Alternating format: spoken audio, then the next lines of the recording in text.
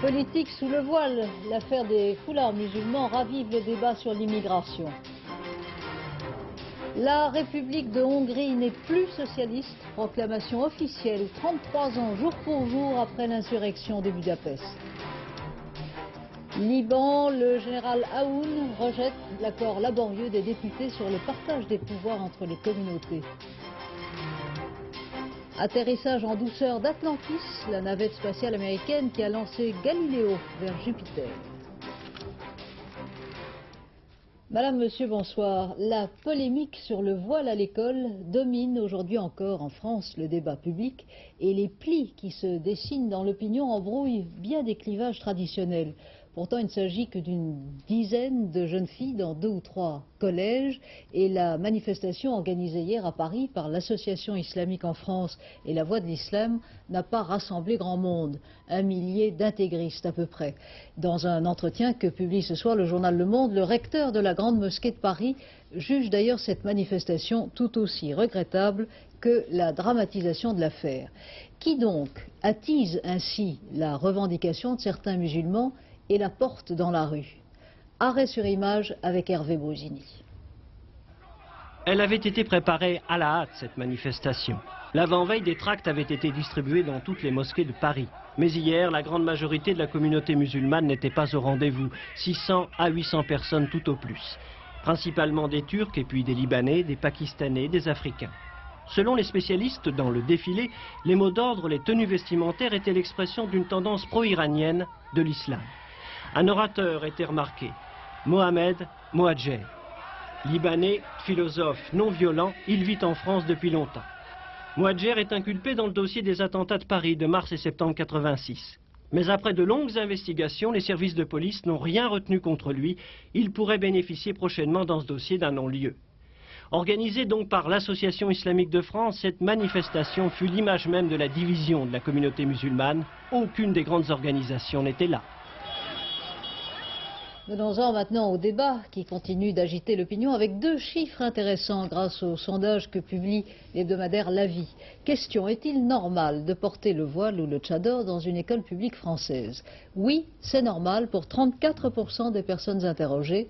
Non, c'est une atteinte à la laïcité et la neutralité de l'école pour 53%. 53% donc sont contre. La laïcité, l'un des piliers de la République.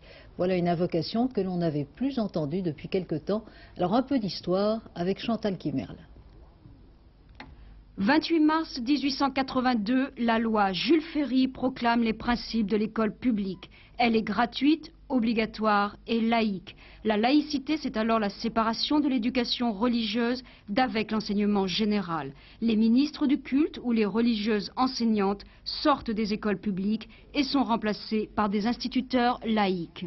1905, après un débat acharné, c'est la séparation de l'Église et de l'État. On définit encore plus précisément ce qu'est la neutralité scolaire. L'enseignement religieux n'est plus une matière obligatoire.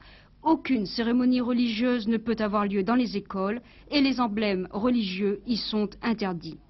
1937, Front populaire, la loi sur la neutralité scolaire s'affirme et bannit tout prosélytisme politique ou confessionnel. Tout port d'insigne, politique ou religieux, est interdit. L'insigne est alors défini comme tout objet dont le port constitue une manifestation susceptible de provoquer une manifestation de rejet. C'est un combat, la laïcité. Il s'agit de protéger le domaine de l'école, en particulier, contre l'intrusion, l'influence éventuelle de croyances religieuses qui sont celles d'une partie seulement de la communauté nationale. Jules Ferry est tout à fait explicite sur ce point. Il dit qu'on ne doit imposer aucune conviction, ni le maître, ni d'ailleurs des comportements des élèves, et que c'est ailleurs, on ménage d'ailleurs des plages pour cela, que la religion peut se transmettre par ceux qui le veulent à ceux qui le souhaitent. Un siècle après Jules Ferry, faut-il redéfinir la laïcité en fonction des nouvelles composantes de la population française? Certains le demandent, d'autres le contestent. En tout cas, il y a l'esprit et le rôle de l'école dans notre société. Il y a surtout l'épreuve que lui impose l'immigration. C'est bien là le fond du problème et d'autres incidents le prouvent. Ainsi, à Beaucaire, dans le Gard, le maire suit l'exemple de son collègue de Montfermeil et refuse d'inscrire à l'école de nouveaux petits immigrés. Sur place, Agnès Poirier, Jean-François Giorgetti. Monsieur le maire a déterré l'âge de guerre, mais qu'on ne vienne pas lui parler de racisme. Instituteur à Beaucaire depuis 28 ans, il sait de quoi il parle. Le problème, explique-t-il, ce sont les primo-arrivants, c'est-à-dire ces enfants qui, venus en France à la faveur d'un regroupement familial, se retrouvent à l'école sans parler ou écrire le français. En septembre dernier, il a donc refusé d'inscrire 38 enfants. J'ai 4 enfants immigrés dans ma classe de 28 élèves, il n'y a pas de problème. Ça fait à peu près entre 12 et 15%. Les enfants subissent une scolarité normale. Alors que chez mon épouse, par exemple, il y a 50% d'enfants maghrébins. Chez ma fille aussi, qui est enseignante à Beaucaire. Et qu'on ne veuille pas, le niveau s'en ressent. Donc, nous pensons, nous, qu'il faut nous donner des moyens pour tout le monde. Pour peut-être les immigrés aussi, certes, mais également pour les petits Français qui, fatalement, subissent des préjudices intellectuels dans ces classes-là. Tout le monde n'est pas d'accord avec monsieur le maire. Pourtant, aucun enseignant ne voudra parler devant la caméra. En effet, monsieur le maire est aussi un collègue. Pour les instituteurs, beaucoup de ces enfants sont nés ici et ne posent pas de problème particulier, même si le niveau en français est un peu bas dans certaines classes. On ne peut pas demander à des enfants qui arrivent pour la première fois à 12 ans, par exemple, en France, ne sachant pas un mot de français, de faire des analyses logiques ou de faire des exercices de rédaction en français. C'est impossible. Donc il faut, à mon avis, pour ces enfants-là, non pas les rejeter, mais adapter un enseignement à leurs capacités réelles et à leurs compétences linguistiques du moment. Sur les 38 enfants refusés par le maire, 25 ont été inscrits d'office par l'inspection académique. Monsieur le maire lui réclame une table ronde pour parler des 2 problèmes de sa ville, le chômage et l'immigration. Et demain, à Bobigny, manifestation contre le maire de Montfermeil avec le Parti communiste, mais sans les élus socialistes de la Seine-Saint-Denis. À Creil, les enseignants du collège demandent ce soir que le gouvernement se prononce sur le port du voile pour éviter, disent-ils, que leur école ne devienne l'enjeu de querelles religieuses ou politiques. Mais il faut dire que c'est déjà le cas. Jusqu'ici, après Michel Rocard, différents ministres se sont exprimés sur la question en ordre dispersé. La classe politique dans son ensemble refuse le voile au nom de la tradition laïque, mais les discordances ou les concordances sont parfois inhabituelles, comme l'ont constaté Henri Elie et François Granier. Je crois que le point principal, c'est le respect scrupuleux de la laïcité, parce qu'en définitive, si on y réfléchit bien, c'est seulement en respectant la laïcité qu'on arrive à vraiment pratiquer la tolérance. Eh bien, nous vivons dans un État laïque, et j'en suis très heureux, et nous vivons aussi dans un État de droit où chacun peut avoir sa pratique religieuse, et dans l'enseignement, on doit respecter les convictions de chacun. On se sert à l'heure actuelle de jeunes enfants, ce qui est excessivement grave, n'est-ce pas? Et en réalité, on s'en sert pour le développement d'une certaine forme d'intégrisme contre les principes de la laïcité. Or, ces jeunes sont souvent français de nationalité par le jus soli. Ils doivent respecter, leurs parents aussi naturellement, la laïcité et par là même tout ce qui découle de cette même, j'allais dire, loi suprême dans le cadre de l'éducation nationale. Je crois que sur cette affaire, il y a beaucoup trop de bruit qui est fait.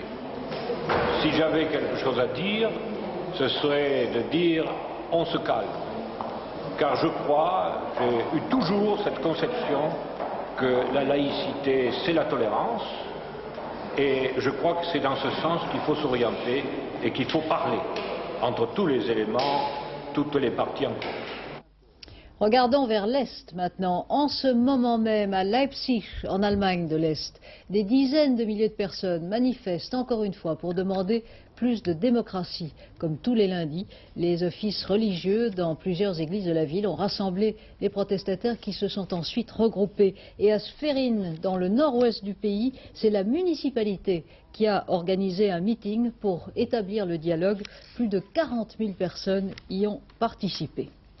En Hongrie, toutes les cloches du pays ont sonné en même temps. Et à Budapest, la foule réunie devant le Parlement allume des bougies pour célébrer les morts, mais aussi l'espoir. Il y a 33 ans, jour pour jour, Budapest se soulevait contre l'occupation soviétique. Et aujourd'hui, la République de Hongrie, qui n'est plus socialiste, a été officiellement proclamée. Corinne Pertuis. À midi pile, sur le balcon du Parlement à Budapest, le président hongrois par intérim s'avance. Il proclame la naissance de la République de Hongrie. À cet instant, sous les applaudissements de la foule, la République populaire n'est plus. La Hongrie se détache de 41 ans de régime communiste. Il y a 33 ans, jour pour jour, des milliers de personnes étaient dans les rues de Budapest. Ils voulaient, eux aussi, plus de démocratie et de liberté. Mais très vite, le gouvernement demande l'intervention soviétique. En 2 semaines, l'insurrection est matée. Pourtant, jamais la Hongrie ne perdra l'espoir d'un retour à la démocratie. Je crois que la Hongrie est imprégnée de l'esprit démocratique et que les conditions sont réunies pour que se construise un État démocratique tout à fait nouveau, conforme aux exigences de la vie moderne, et que l'on fasse aussi repartir l'économie hongroise, en même temps qui est en mauvais état, mais qui n'est pas dans un état totalement désespéré. Pour la première fois cette année, les Hongrois ont pu ouvertement commémorer l'insurrection de 1956. Le 23 octobre pourrait devenir le jour de la fête nationale de la nouvelle Hongrie. À quoi ressemble donc cette nouvelle Hongrie qui devient ainsi 40 ans plus tard le premier pays de l'Est à rejeter le régime communiste? À quoi ressemble cette société qui s'ouvre au capitalisme mais qui fonctionne déjà à plusieurs vitesses? Jacques Merlino et Jean Corneille en reviennent. Et oui, en Hongrie aussi, il faut savoir prendre son mal en patience et attendre, mais cette fois pour une toute autre raison. Nous sommes ici au tribunal de commerce de Budapest, là où l'on dépose les statuts des nouvelles sociétés. Tous les matins, les files d'attente sont si longues qu'il a fallu décider de ne faire entrer les candidats que 10 par 10.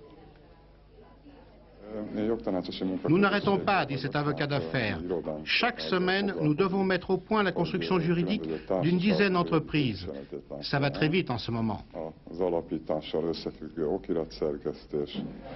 Très vite, c'est un peu le leitmotiv de ce pays.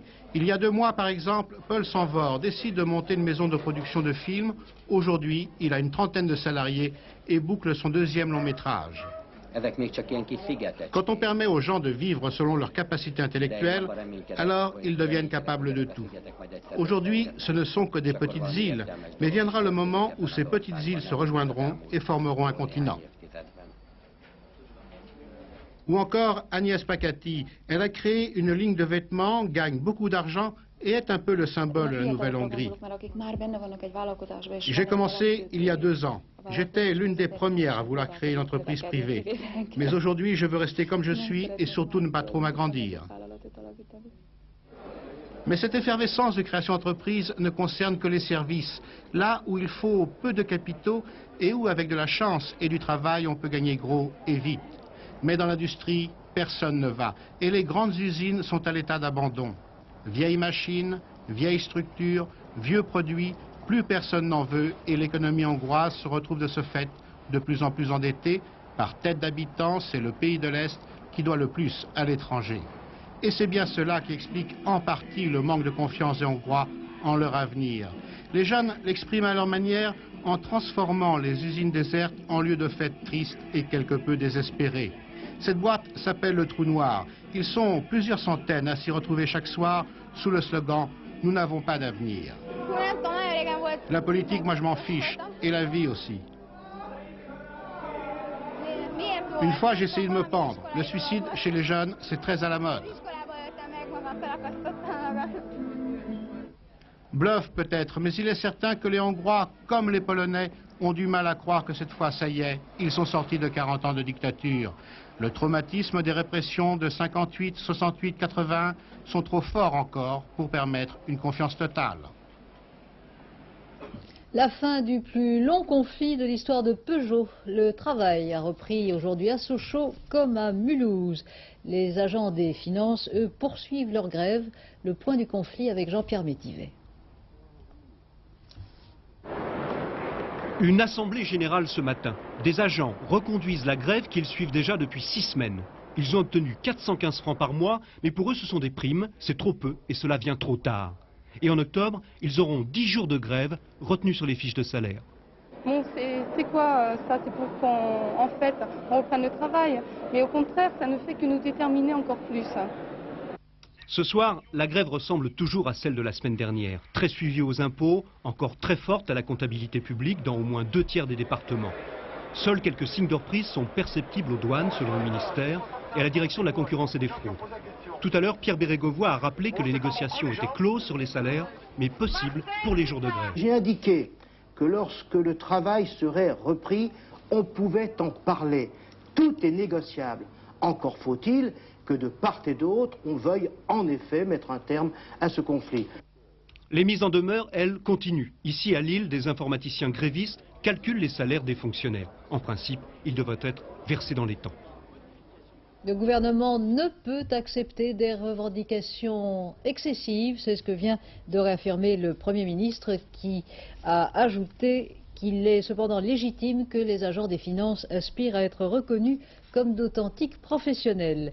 Michel Rocard intervenait à l'Assemblée nationale lors du débat sur la motion de censure. Une quinzaine de députés assistent à ces discussions sur la motion de censure déposée par l'intergroupe de l'opposition contre la première partie du budget. Olivier Lerner, Jean Cordu. En déposant cette motion de censure, la deuxième en 15 jours, l'opposition s'est simplement donné l'occasion de se compter une nouvelle fois et accessoirement de placer Michel Rocard devant ses responsabilités. Un Michel Rocard qui n'a pas ménagé ses efforts pour éviter d'avoir recours au 49.3, procédure contraignante et assez exceptionnelle concernant l'adoption d'un budget. Dans ce non-débat où chaque orateur ne disposait que de 20 minutes pour dire sa vérité sur ce budget 90, reproches et conseils sont tombés tout crus dans l'oreille de messieurs Rocard et Bérégovoy, tous deux attentifs, mais impassibles, assis au banc des ministres. Merci, a dit l'orateur RPR à Michel Rocard. Merci d'avoir contribué à concrétiser la nouvelle union de l'opposition, ressoudée en intergroupe depuis 10 jours. Mais on a compté 3 députés de l'opposition pour expliquer à la tribune les pourquoi du rejet de ce budget, et quelques centristes, dont Raymond Barre et Bruno Durieux, ont joué les francs-tireurs. Voilà qui donnait un peu de piment à cette motion de censure, peu suivie par les députés lambda. Mais ce n'est pas tout. À droite, on a dénoncé une nouvelle fois les clans jospininistes et fabiusiens. À gauche, on a rappelé les scènes de ménage qui secouent le RPR, l'UDF et le Parti républicain. Bref, comme on connaissait l'issue du vote de cette motion de censure, on est passé à côté d'un beau débat budgétaire. Mauvaise chute pour le président Poher au Sénat cet après-midi. Il est hospitalisé au Val-de-Grâce pour une fracture du poignet et du bassin, sans gravité. Monsieur Poher, je vous le rappelle, a 80 ans. Au Liban, le camp chrétien est divisé ce soir. Le général Aoun mobilise son opinion contre les députés de son propre camp qui, eux, ont approuvé le compromis laborieusement mis au point à Taïf, en Arabie Saoudite. L'enjeu, la répartition des pouvoirs entre les communautés dans un Liban qui peut-être échapperait enfin à la guerre. Pierre Serra. En inaugurant il y a 23 jours les rencontres de Taïf, le prince Saoud Al-Faisal avait déclaré « il est interdit d'échouer ». Une affirmation qui n'a pas permis aux députés chrétiens d'obtenir gain de cause. Ils n'ont pas réussi à faire changer d'un iota le plan initial de la Ligue arabe sur l'avenir du Liban. Aussitôt informé de la signature à Beyrouth, le Premier ministre sunnite Selim Hoss s'est empressé d'accepter un accord qui devrait transférer aux communautés musulmanes le pouvoir détenu par les chrétiens maronites depuis 1943. Quant au Premier ministre chrétien, le général Michel Aoun, il a évidemment rejeté cet accord de Taïf. Non pas, dit-il, à cause des réformes politiques, mais parce qu'il n'y ait pas fait état avec précision d'un calendrier de départ des troupes syriennes qui occupent le pays. Oui, encore faut-il que les députés libanais se réunissent maintenant à Beyrouth et votent à nouveau le même texte sur place, ce qui sera sans doute plus difficile encore. S'agit-il vraiment d'espoir pour les otages occidentaux au Liban? Le président iranien a répété aujourd'hui certaines de ses conditions vis-à-vis de l'Occident. Anne Poncinet. Déblocage des avoirs iraniens gelés aux États-Unis, libération de 4 diplomates iraniens disparus au Liban en 82, ce sont les conditions posées aujourd'hui par le président Rafsanjani lors d'une conférence de presse. À la France, le président iranien ne demande que l'application des contrats financiers. Les discussions sur le contentieux franco-iranien doivent justement reprendre demain. Explosion et incendie d'un gazoduc sibérien, plusieurs milliers de personnes évacuées hier soir, il n'y a aucune victime. Le 4 juin dernier, une explosion sur le même gazoduc avait provoqué un déraillement de train tuant 607 personnes. L'extrême droite ouest-allemande fait son entrée au conseil municipal de Stuttgart. Les républicains y obtiendraient 5 sièges sur 60. Ils réalisent une forte progression hier lors des élections municipales du Bade-Württemberg. En revanche, la CDU du chancelier Kohl perd plus de 5 points en pourcentage. Bernard Deleplace, président de la Fédération autonome des syndicats de police, FASP, apporte aujourd'hui à Michel Rocard son avant-projet de modernisation de la police. En 3 mots, unification des corps, territorialisation et transparence. Selon le Premier ministre, la police doit être le laboratoire de la réforme du service public. Un peu plus d'1 mois après son accident, Nimedio II sort de l'hôpital. Son côté droit a retrouvé ses fonctions normales. Le toréador va être admis dans un centre de rééducation.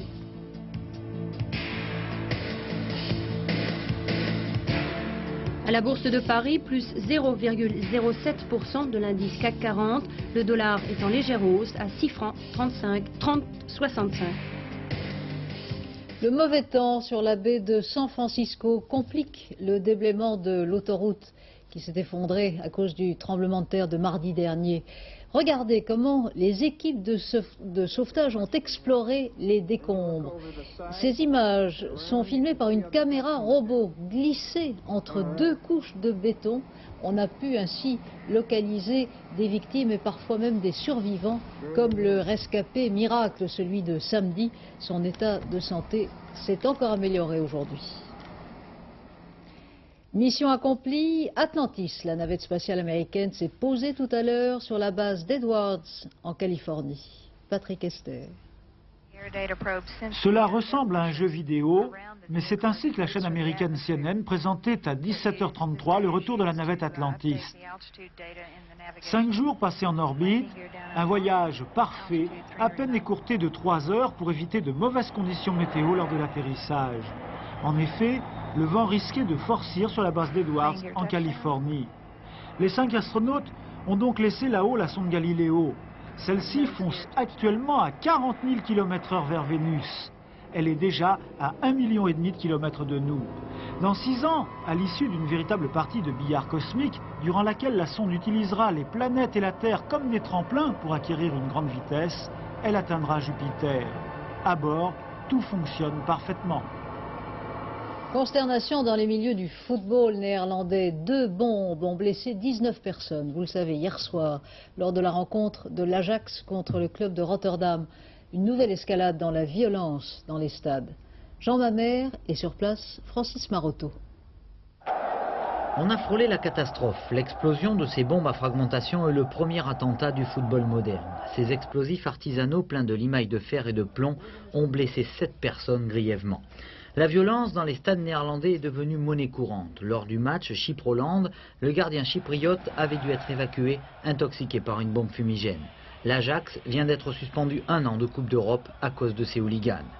Plus de 1000 supporters ont été arrêtés l'année dernière pour divers méfaits, les dégâts estimés à quelques 30 millions de francs.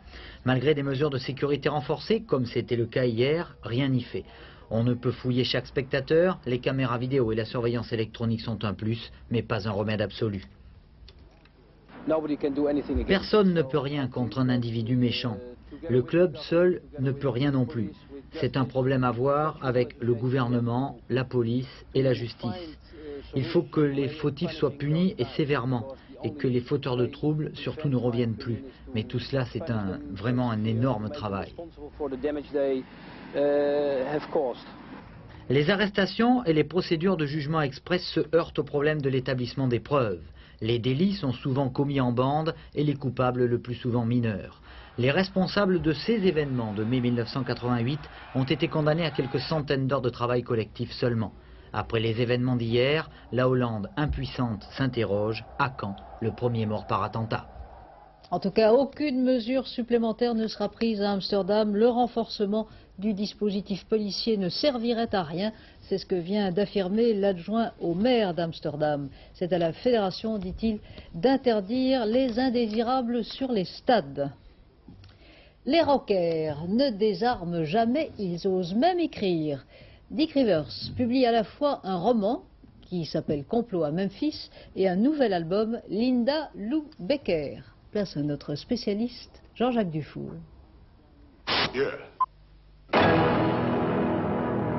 Se défendant d'avoir voulu ratisser large avec son dernier album, Linda Lou Becker, qui mélange rock, blues, gospel, etc., Dick Rivers explique qu'il a réalisé le disque de ses rêves. Kitsch, très kitsch et plein de clins d'œil. C'est deuxième degré, non, un peu, votre disque, là? Ah oui, c'est complètement deuxième degré. Ou alors c'est tellement premier degré que ça devient du deuxième degré.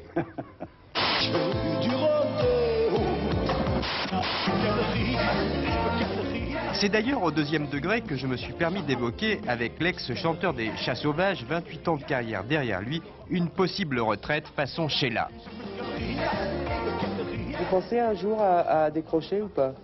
Oui, oui, un jour. Mais en haut. Pas le jour où je décrocherai, ça ne sera pas un moment de blues ou un moment de dépression, ça sera au haut du sommet. Amen. Ainsi soit-elle, moi je n'ai Dieu. Oh oui, je n'ai Dieu. Malheureusement, et ça c'est sûr, Dick arrêtera avant son 70e anniversaire. En attendant, il caresse un projet complètement fou, une opérette rock.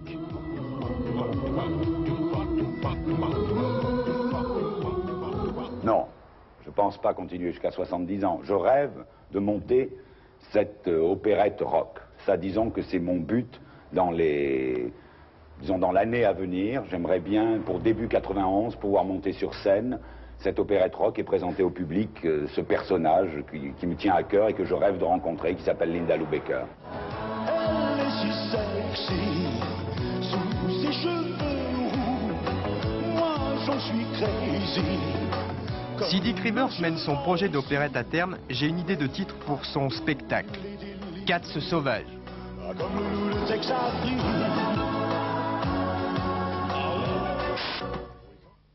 Le livre encore, ou la fureur de lire chez les bébés. Jacques Lang inaugurait ce matin à Quetigny, dans la banlieue de Dijon, le deuxième salon des bébés lecteurs. Le compte-rendu très personnel de Vincent Gerhardt. Apparemment, il s'agissait pour le ministre d'une inauguration banale que nenni. D'abord, il a cherché les bambins un peu partout, ils étaient par terre et ne semblaient pas particulièrement passionnés par la venue de leur hôte illustre. Alors M. Lang a tenté, timidement, de faire le premier pas. Guili, guili, guili.